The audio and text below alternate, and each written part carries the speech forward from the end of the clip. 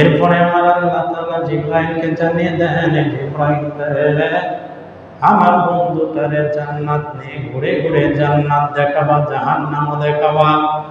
মক্কার জমিনে মানুষদের কাছে গিয়ে যখন জান্নাতের কথা বলবে আর জাহান্নামের কথা বলবে, আর ওই সময় ওই মক্কার কাফের বেঈমানরা আমার বন্ধুরে বলবে, যেটা তুমি চোখে দেখো নাই সেটার বর্ণনা কেন দাও?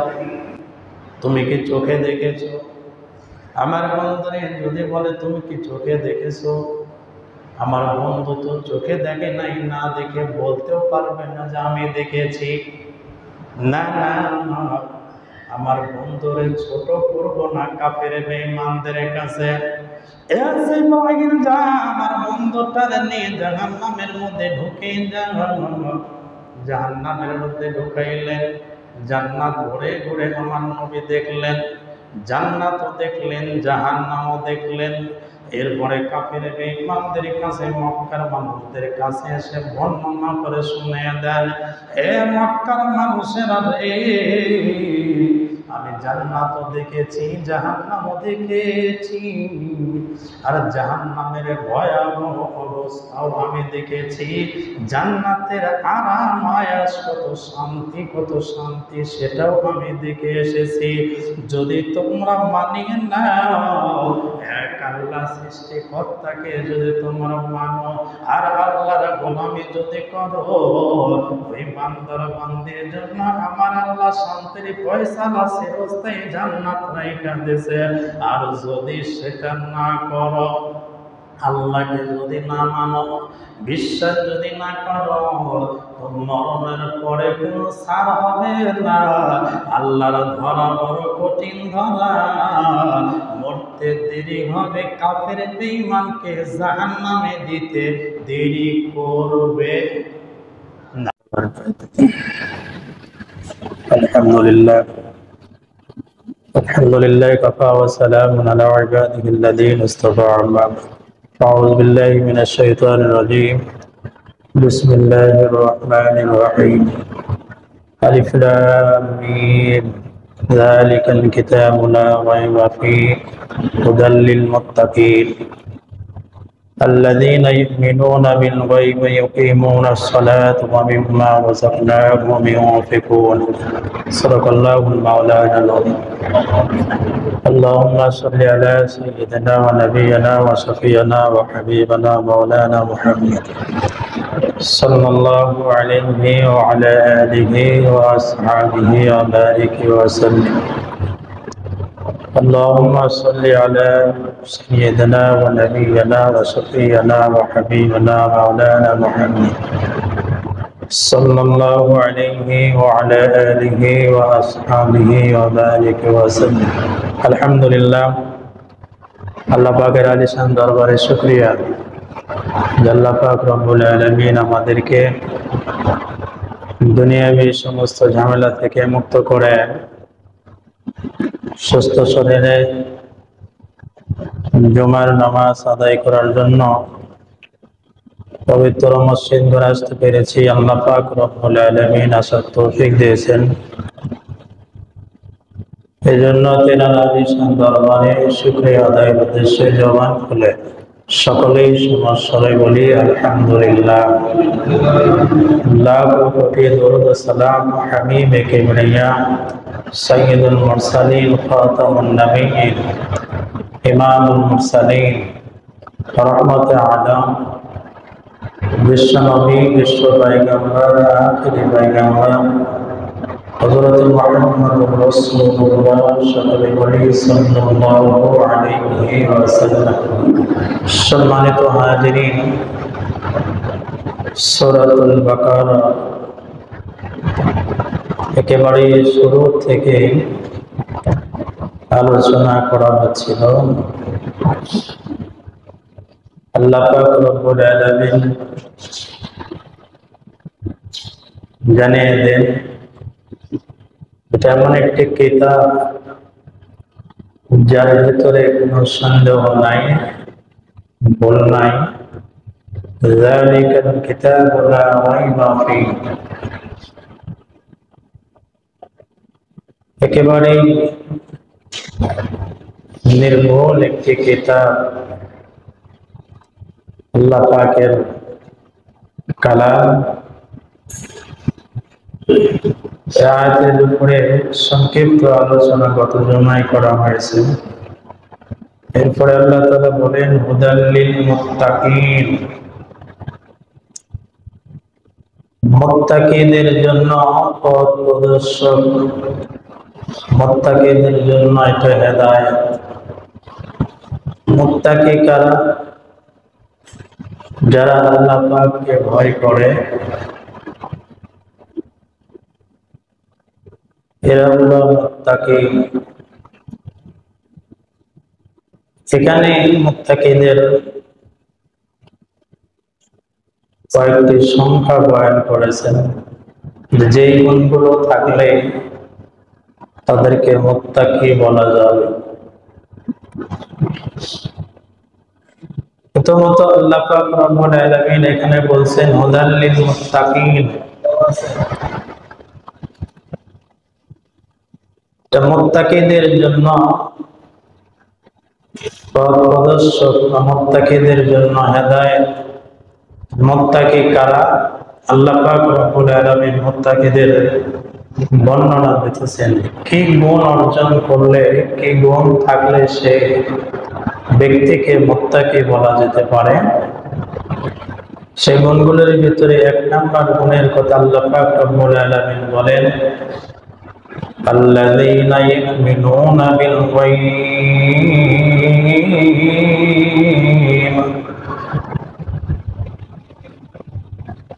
আল্লাযীনা ইউমিনুনা বিল গায়ব। ওই সমস্ত ব্যক্তিরা যারা ইউমিনুনা বিল গায়ব, অদৃশ্যের প্রতি বিশ্বাস করে, যারা ঈমান এনেছে অদৃশ্যের উপরে, যেটা দেখা যায় না কিন্তু সেটাকে মেনে নিতে হবে প্রশ্ন ছাড়া। যেমন অনেক বিষয় আছে যেগুলিকে আমরা দেখি না, দেখা সম্ভব নয়, কিন্তু সেগুলোকে মানতে হবে। যদি কেউ মনে করে আমি যেটা চোখে দেখি নাই সেটা অন্ধবিশ্বাসের মতো, কেন বিশ্বাস করবো, কেন মেনে নেব, এই মনে করে আল্লাহ পাকের তৈরি অনেক কিছু আছে যেগুলো আমরা চোখে দেখি না। এখন সেগুলোকে যদি আমরা অস্বীকার করি তো কখনো মুত্তাকি মুমিন হওয়া তো দূরের কথা, তো ঈমানই থাকবে না, ঈমান ওয়ালাই হওয়া যাবে। এমন অদৃশ্য অনেক বিষয় আছে যেটা আমরা কেউই চোখে দেখি নাই, কিন্তু একেবারে যে কেউই দেখে নাই বিষয়টা এমন নয়। যেগুলো আমরা দেখি নাই কিন্তু সেগুলো একজনকে আল্লাহ পাক দেখাইছেন। অদৃশ্যের উপরে ঈমান আনা যে বিষয়গুলি মুফাসসিরিন ইকরাম উল্লেখ করেছেন, সেগুলোর ভিতরে জান্নাত রয়েছে, জাহান্নাম রয়েছে, ফেরেশতা আছে, পরকালের জগৎ আছে, যেটাকে আমরা কেউই চোখে দেখি নাই কিন্তু এগুলো যে আল্লাহ পাকের সৃষ্টি, এগুলোকে মেনে নিতে হবে। এই আয়াতের এটাই আল্লাহ পাক বান্দাদেরকে জানিয়েছেন আল্লাযীনা ইউমিনুনা বিল গায়ব। মুত্তাকি ওই সমস্ত ব্যক্তিরা যে মানুষগুলি গায়বের উপরে ঈমান আনবে, যেটা চোখে দেখে নাই কিন্তু সেটাকে বিশ্বাস করে নেবে। যদি কেউ চোখে দেখে নাই মনে করে দেখে, যদি অস্বীকার করে, আমি জান্নাত দেখি নাই, জাহান্নামও দেখি নাই, জান্নাতও নাই, জাহান্নামও নাই।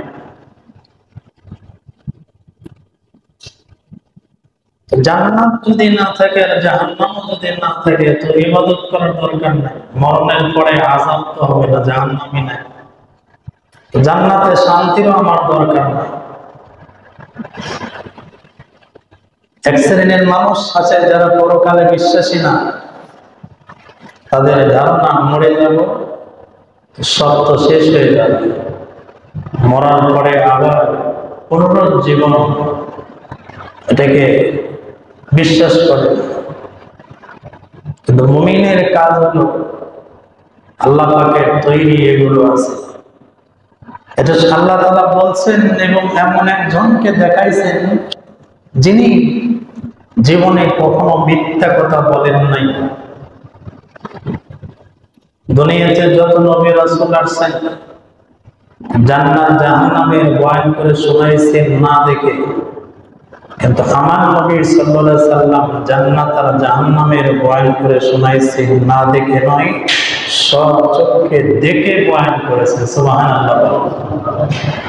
আল্লাহ তাআলা আমার হাবিবকে দেখাইছে, মেরাজে নিয়ে দেখাইছে, সুবহানাল্লাযী আসরা বিআবদিহি লাইলাম মিনাল মাসজিদিল হারাম।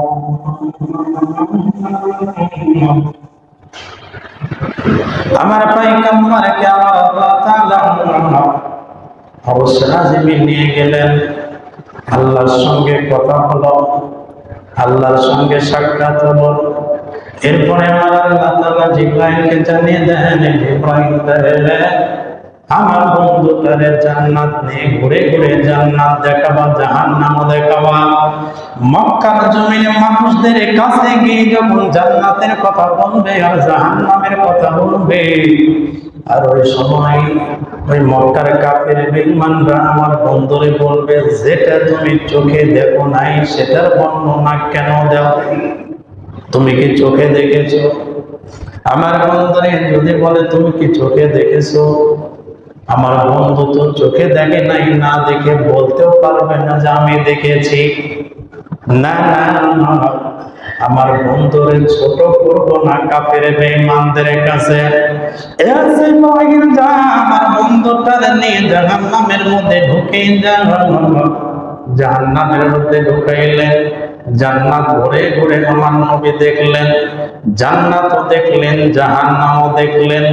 এরপরে কাফের বেঈমানদের কাছে, মক্কার মানুষদের কাছে এসে বর্ণনা করে শুনিয়ে দেন, হে মক্কার মানুষেরা রে, আমি জান্নাতও দেখেছি, জাহান্নামও দেখেছি, আর জাহান্নামের ভয়াবহ অবস্থাও আমি দেখেছি।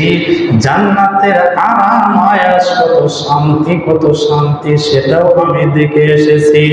যদি তোমরা মানিয়ে নাও, এক আল্লাহ সৃষ্টিকর্তাকে যদি তোমরা মানো আর আল্লাহর গোলামি যদি করো, ওই বান্দার বান্দির জন্য আমার আল্লাহ শান্তির ফয়সালা চিরস্থায়ী জান্নাত রাইখা দিয়েছে।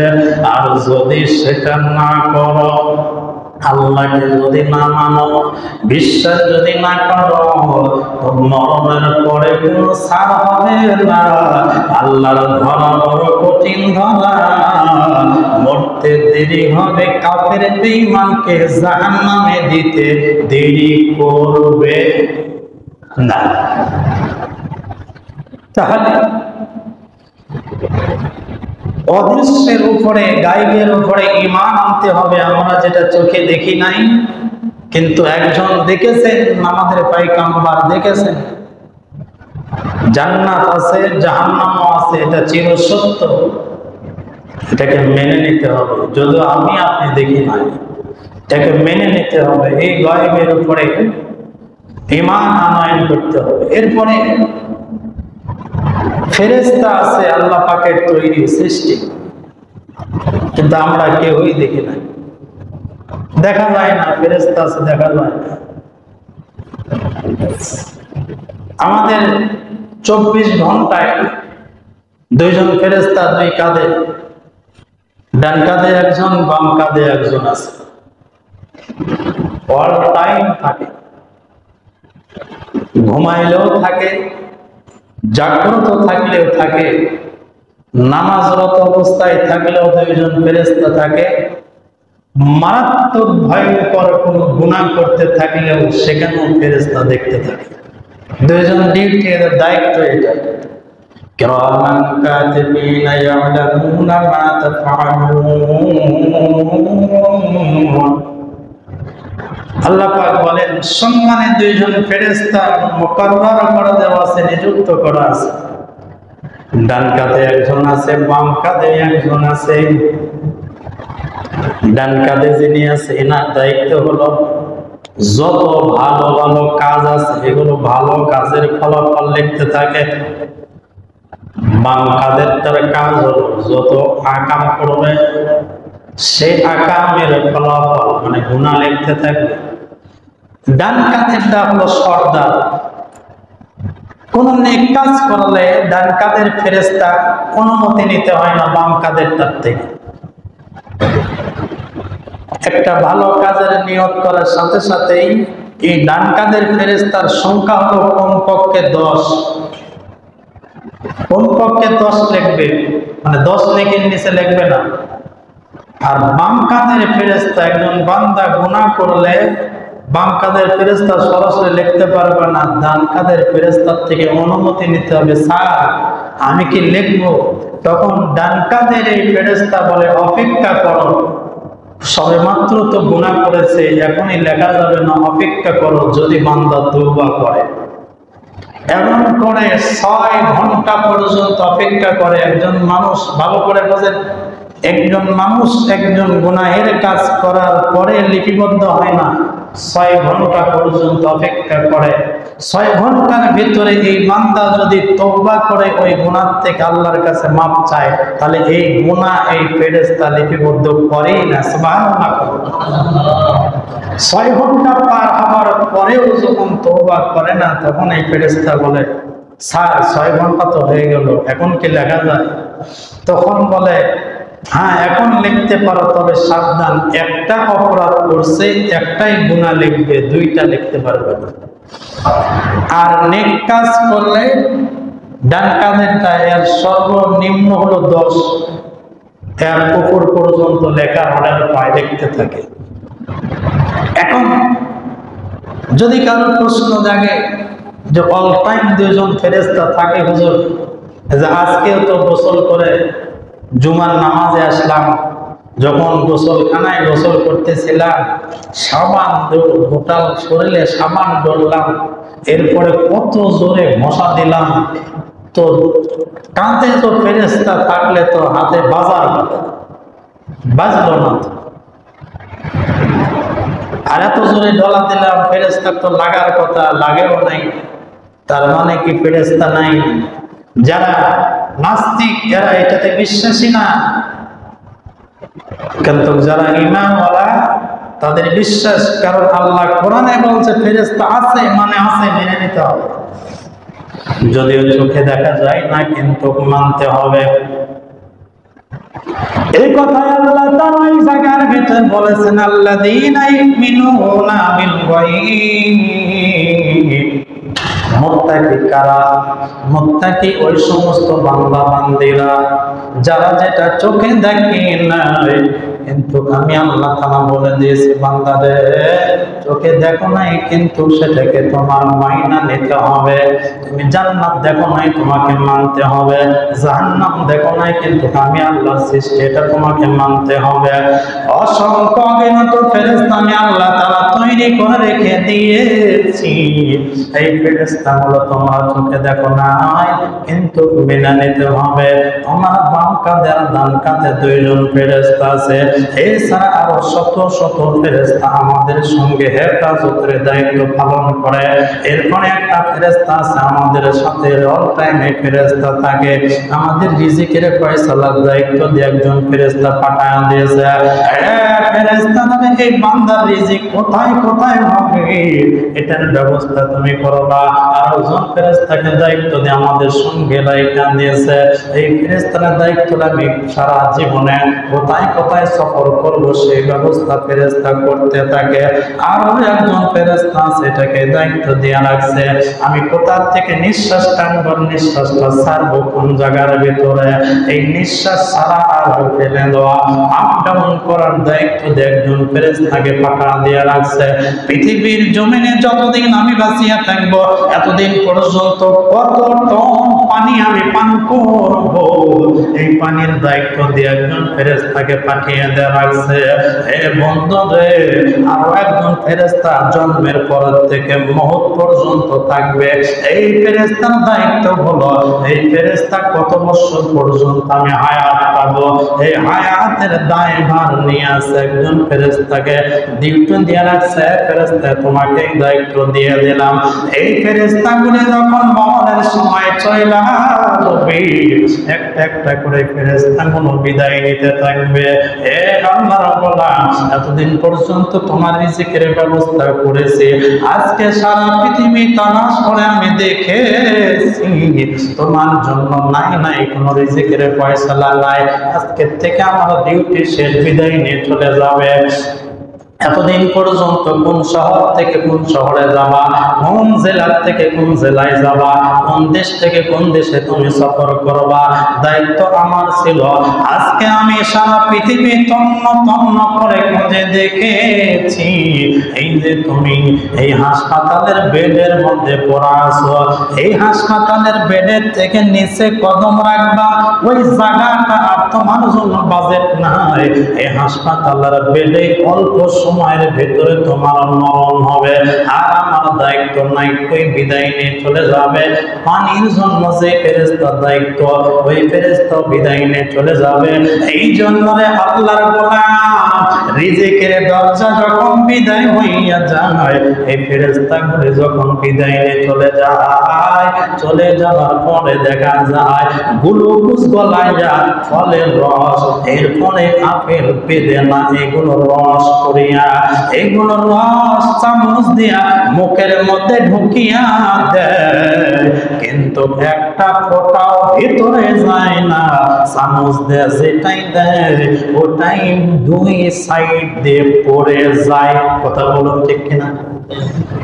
শত চেষ্টা করে এক চামচ শরবত মেয়ে নিজের কন্যা শত চেষ্টা করে এক চামচ পানি মুখের ভেতরে দিতে পারে না, যা ঢুকে দেয় দুই পাশ দিয়ে বেরিয়ে চলে যায়।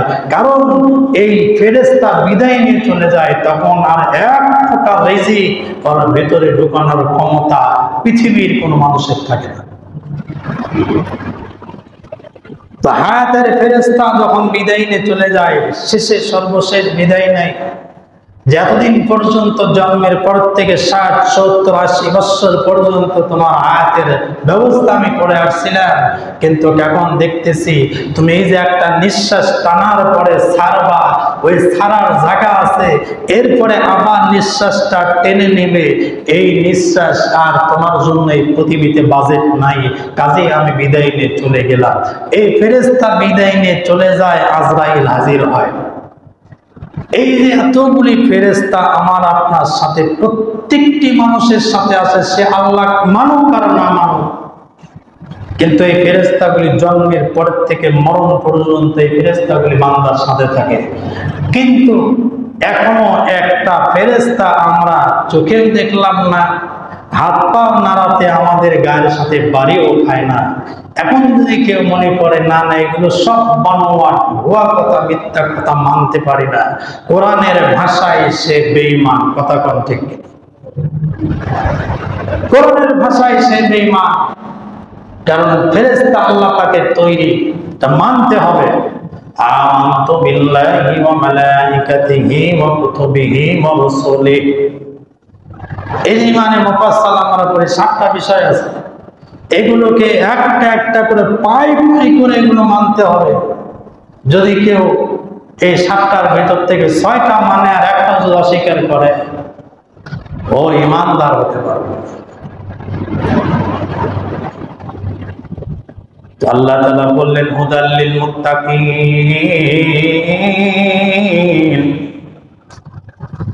এই কোরআন হলো মুত্তাকিদের জন্য হেদায়েত।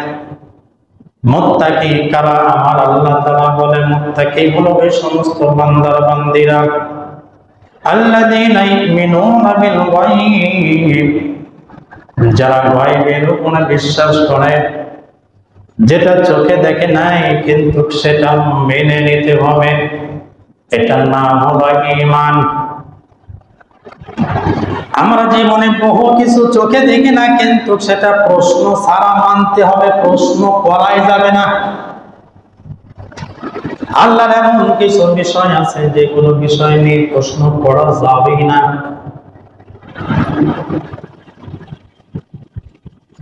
আমি একদিন একটা মাহফিলে গেছি, আমার রুমে নাস্তা করতেছে, আমি বেশ কয়েকজন আমার সাথে আছে। একজন বয়োজ্যেষ্ঠ মুরব্বী, মোটামুটি 60-65 এমন বয়স হবে সম্ভবত, এরকম হবে, দাঁড়িয়ে আছে, পায়জামা পাঞ্জাবি পরা। হঠাৎ করে একটা বিষয় প্রশ্ন করে বসছে, আল্লাহ দেখতে কেমন? আমি তো চমকে গেছি, আল্লাহ দেখতে কেমন? আল্লাহ নিয়ে প্রশ্ন করাই ঠিক না। আল্লাহ নিয়ে প্রশ্ন করলে আপনার মগজ এমন এক জায়গায় হারিয়ে যাবে, মাথায় মিনিটের ভিতরে, মুহূর্তের ভিতরে গরম হয়ে যাবে, আপনি অস্তিত্ব খুঁজে পাবেন না, তো আপনার ব্রেন মহাসাগরে হারিয়ে যাবে। এগুলো প্রশ্ন করাই যাবে না। ভিতরে কখনো যদি আসে আল্লাহ কেমন, আল্লাহ কে বানাইলো, কেমন কি, এগুলো কি করে সম্ভব, এত কিছু কেমনি করে, এগুলো ভিতরে আনা যাবে না। এগুলো ভিতরে আসলে ঈমান দুর্বল হলে দুর্বল ঈমান নষ্ট হওয়ার সম্ভাবনা থাকে। আমি তো মেরে গেছি, আমি বললাম আপনার এই প্রশ্ন আসলো কেমনি করে?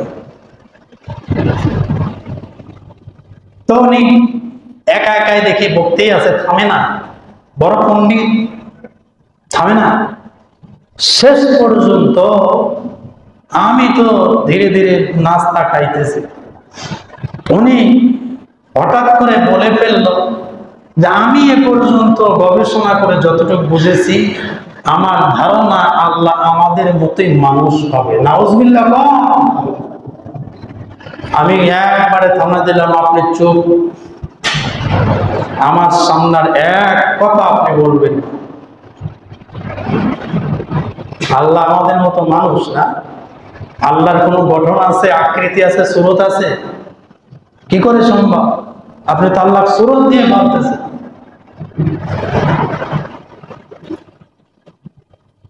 আল্লাহর কোনো আকৃতি নাই, তিনি হলেন নিরাকার। নাকি বলেন আপনারা? আল্লাহ হলেন নিরাকার, তার কোনো আকার নাই। এখন আপনি যদি বলেন যে আকার নাই, তা আরশ আজিম আছে, কুরসি আছে, এগুলো বসে কেমনে? না, এই বিষয়ে চিন্তা করার দায়িত্ব আল্লাহ আমাকে আপনাকে দেয় নাই।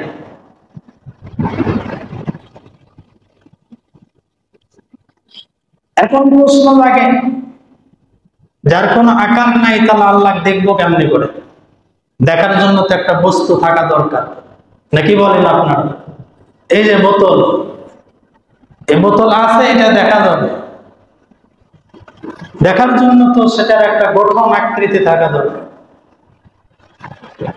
তো আল্লাহ তাআলা তো দেখা দিবেন জান্নাতে। আল্লাহ তাআলা বলছেন فمن كان يرجو لقاء ربه فليعمل عملا صالحا ولا يشرك بعبادة ربه أحدا। আল্লাহু আকবার। আল্লাহ তাআলা বলছেন আমি দেখা দেব জান্নাতে। শর্ত হলো দুইটা, فمن كان يرجو لقاء ربه فليعمل عملا صالحا ولا يشرك بعبادة ربه أحدا। যারা দুইটা কাজ করবে, একটা হলো আমলে সালেহ করতে হবে, দুই নাম্বার শিরিক করা যাবে না।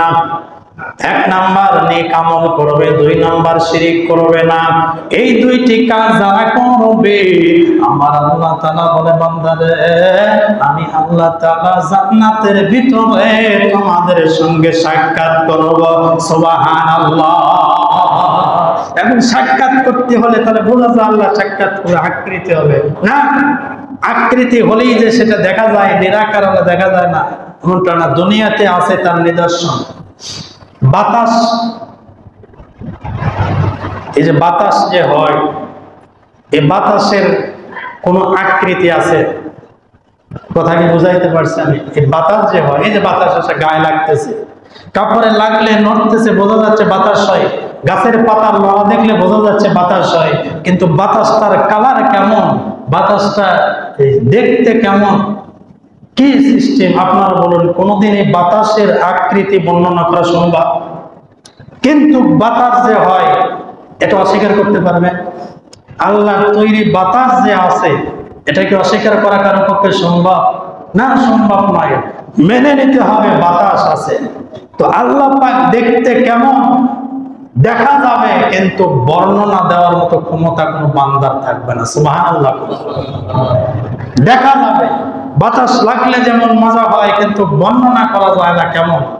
আল্লাহ দেখলে বান্দা জান্নাতে মজা পাবে, মজা পাবে, কিন্তু দেখার পরে বর্ণনা দেওয়ার ক্ষমতা বান্দার থাকবে না। সুবহানাল্লাহ। তো এইগুলোর উপরে আমাকে আপনাকে ঈমান আনতে হবে। তাহলে এখানে মুত্তাকিদের যে গুণগুলো বর্ণনা করেছে তার ভিতরে একটা গুণের কথা আজকে আলোচনা করব, যে আল্লাযীনা ইউমিনুনা বিল গায়ব, অদৃশ্যের উপরে যেটা চোখে দেখা যায় না সেটাকে প্রশ্ন ছাড়া আমাকে আপনাকে মেনে নিতে হবে। এর নাম হলো ঈমান। এর নাম কি? এর নাম হলো ঈমান। কোনো প্রশ্ন করা যাবে না, এর নাম হলো ঈমান।